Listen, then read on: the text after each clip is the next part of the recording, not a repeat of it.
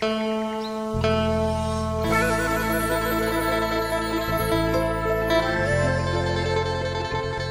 ไปเบิ่งหมอลำอยู่ไสอยู่บ้านบ่ใหญ่บ่ละบือสารคามไปนำกันบ่คนงาม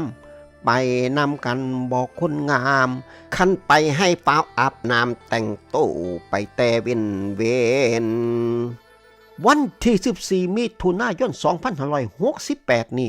หมอลำเสียงวิหกนกพงศกรสีทำการแสดงที่วัดโพสีบ่อใหญ่บ้านบ่อใหญ่ตำบลบ่อใหญ่อำเภอบลบือจังหวัดมหาสารคามพ่อกับพระเอกนางเอกดาวตลกหางเครื่องด้านหน้าเวทีกว่า300ชีวิตเส้น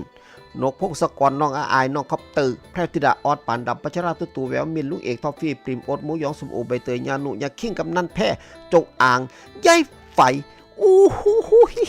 ไล่กันบ่หวาดบ่ไหวหลายคักอย่าลืมอย่าพลาดวันที่14มิถุนายน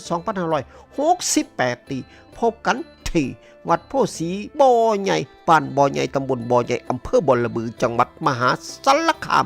ม่วนและสนุกแน่นอน